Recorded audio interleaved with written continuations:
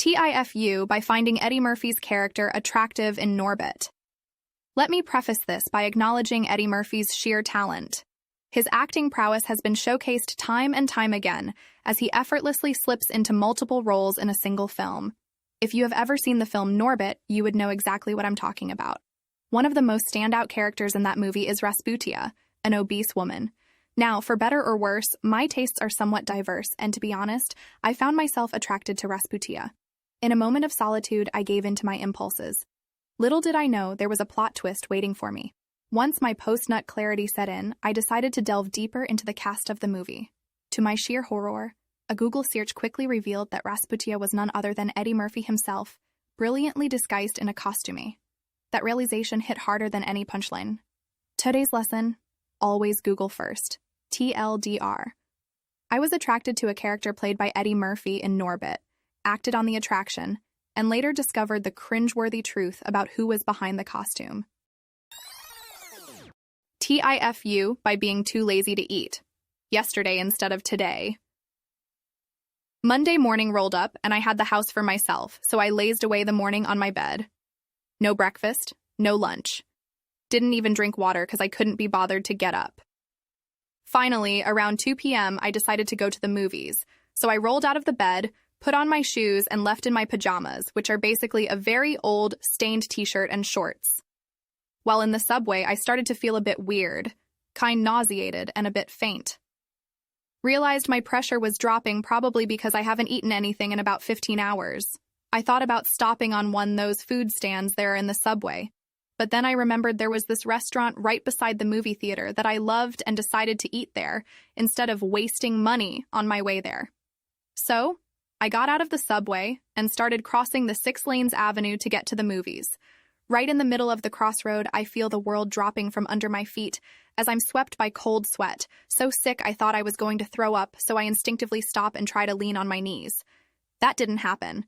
What happened is, by the time I came back to myself, I was on my back with a dozen or so of people around me, looking worried. Cars are honking. I'm so nauseated I could not stand up on my own.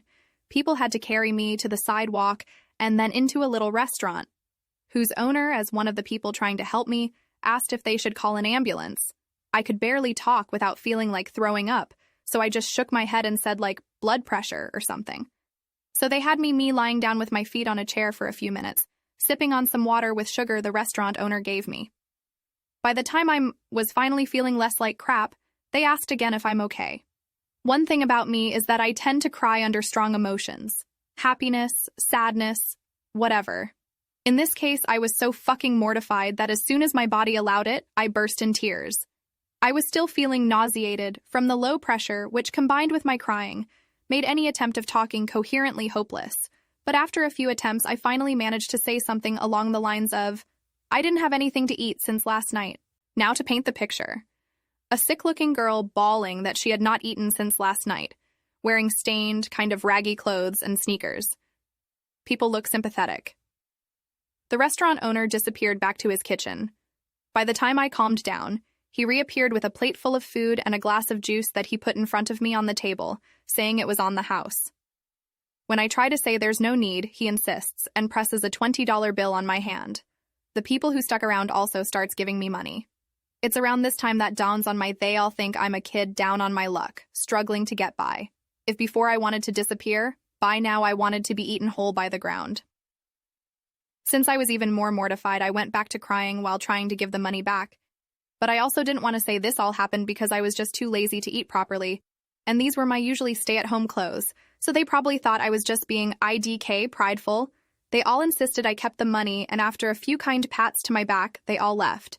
The owner tells me to take my time to recover, asks again if I need an ambulance, replied no, then go back to work, leaving me with a full plate and around $80 on my hand. I didn't know what else to do, so I ate the food and left after thanking the owner again. I didn't watch the movie as I wouldn't be able to exist if any of these people saw me walking into the movies after all that. So I went back home, gave the money to a homeless lady I saw on the way because I don't think I've been able to use them anyway. Morale of the story: eat breakfast, kids. Edit. Well, this is the thing I had my whole life. Pressure drops when I exercise too much, don't eat, don't drink. So I never thought about it too much, but the number of people telling me to get a doctor to check me is making me reconsider it. I've an appointment in a few weeks, so I'll ask about it then. Thanks, everyone. TLDR, didn't eat breakfast nor lunch. So on my way to the movies, I got so dizzy, I crumbled in the middle of the street. People thought I was too poor to afford food, so they gave me money and free food. Went back home out of mortification and gave the money away. TIFU, by lying about my birthday. Last Friday, I went out partying and met a cute girl. I was together with my friends and I got a bit tipsy. Suddenly, one of my friends decided to pull a prank on the girl I was talking to. Don't ask me why. He probably thought it was a good way to get drinks. Hey, did you know it is OP's birthday today? Stupid me got nervous and played along with the prank. I don't know what went through my head, but I guess I feared it would be ruin the mood if I told her the truth. Anyways, she was so happy to hear that and brought me drinks. This got even worse once the crowd knew about it and the DJ played the birthday song to celebrate my birthday. I got carried over the top of the crowd while everybody was cheering my name. I felt so bad for the girl. I kept faking a smile, pretending to be happy. Fast forward to today, I met up with the girl again, and she asked me how my weekend was and which gifts I have received. I responded, I haven't received any gifts. Why should I? And at that moment, I knew I messed up. I told her the truth, and she didn't seem too happy to continue our date after that. TLDR, I was dating a cute girl. I lied about my birthday, and I missed my chance. TIFU, by spraying bidet water into my mouth and up my nose. Yes, this was today. We have and love bidets on the toilets in our house. My wife came up with a great idea a few years ago called Clean Team. It's 1 hour where the whole family cleans whatever they want. Since everyone is cleaning at the same time, it's a lot easier to keep at it for that set duration. No one is opting out of the task, so it's easier to buckle down and go for it. Anyway, today I was showing my 11-year-old son how to deep clean the toilet.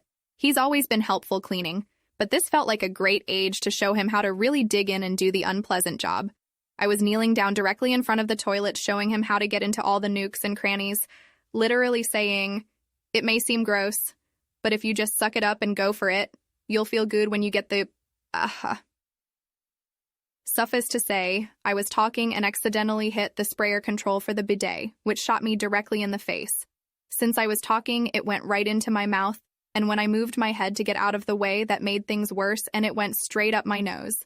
Haven't laughed that hard in a long time. I am sure my son will get lots of mileage out of this one. TLDR. Talking to my son, showing him how to clean a toilet when I shot myself directly in the mouth and up the nose with the bidet. TIFU. So I made the entire first floor of my school blacked out. It's around 40 minutes before the school ends. The teacher has left the class.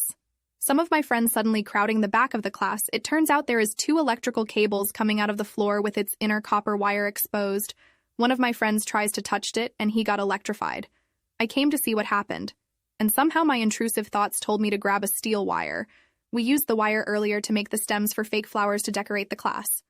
I take the wire and make it a U-shaped, grabbed a scissor and connect an edge of the wire to a cable, and the other edge of the wire to another cable. Then my friend sprayed water on it. Guess what? Short circuit. It literally explodes like boom with literal fire and made the whole class panicked. Luckily, the fire doesn't spread. It made the whole first floor blacked out. The headmaster came to my class to find out what happened. My classmates agreed to cover it and they say, it's an accident. The water from the air conditioner leaked to it and it exploded. Classmates just saved me. What a crazy day. TLDR. I made the entire first floor of my school short-circuited, and it made a blackout. TIFU by overpaying Verizon for 10 years, as the title says. Today, I called Verizon to cancel the plan I had for my Apple Watch. It was an extra $17 per month. I recently bought a house, and my mortgage is half my paycheck. Trying to cut corners wherever I can. The nice customer service man on the other line said, okay, I've got that canceled for you. So what's left on your account is your cell phone and your iPad. I said, my iPad? I haven't used an iPad in years. How much am I paying for that? He said $32.50 per month. I panicked. I have not seen or touched my iPad in over 10 years. I bought it when I lived in San Diego, mostly because everyone I knew had one and I thought I needed one too. I lost it in a move years ago and haven't thought about it since. That's around $4,000 I have given to Verizon. He opened a dispute. I'll be lucky if I get 50% as credit. Check your bills, Reddit. Don't F you like me. TLDR. I paid Verizon $4K for a service I wasn't using. TIFU by refusing a girl's invite to make fudge with her. This was last December in my graduate program.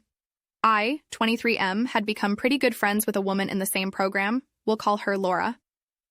We studied together, always enjoyed poking fun at the more obnoxious students in our classes. Plus, she was super pretty. A few weeks before the end of the fall semester, Laura asked me if I had any plans over the weekend and whether I wanted to come by her place to make fudge. I, of course, assumed this was innuendo for sexy times of the backdoor variety, and I'm not really into that. And I was pretty nervous, to boot. So I told her I'd be busy playing the new Nintendo game. It was a lame excuse, and she looked very disappointed. The following weekend was the department's student Christmas party. That's where I realized my mistake. Everyone was saying things like, "Have you tried Laura's fudge?" and "That's some fucking dope fudge, Laura." It turns out she really had just wanted me to help her make fudge, and she was damn good at it. TLDR. I turned down a chance to make actual literal fudge because I thought a girl wanted to give me a golden ticket to her personal Wonka's chocolate factory. Have butt sex. TIFU, trying to feed and change my 7-month-old daughter at the same time. In my lap, on my mom's couch, at midnight. Tonight instead of today, as this just happened like 30 minutes ago. She starts stirring from sleep, so I get the bottle wipes and nappy ready on the couch and grab her and begin feeding her. She's basically still asleep while eating. So I get the brilliant idea, I could probably change her in my lap right now while feeding so she doesn't wake up the rest of the house. She does not enjoy being changed middle of the night, and we are staying at my mom's house for Labor Day weekend, so keeping everyone asleep was ideal. I did the sniff test before I started feeding, so that's why I knew I could do this no problem. Just a yellow diaper. So I have the bottle propped on the side of chin while I get the new nappy under her and take the old one off. So far, so good. As soon as I get the used nappy off, it starts a yellow and green mudslide. Not even a mudslide. It's like the vomit scene from The Exorcist, but it's baby mess from her butt, and it's not stopping. To her credit, she didn't cry at all. It was me screaming, "Oh God, oh fuck. No, no, no, stop. How do you have so much?" I'll save the rest of the details. But yeah, tonight I fucked up thinking I could not wake up everyone in the house by changing my daughter's nappy in my lap while feeding her. She made damn sure that wasn't the plan as I'm sitting here trying to save my mother's couch. Not happening. Thankfully, my sweet mother was laughing uncontrollably instead of being mad. TLDR. Attempted to change my daughter's nappy while feeding her in my lap and she projectile baby messed all over my mom's couch. Please like and subscribe for more daily content.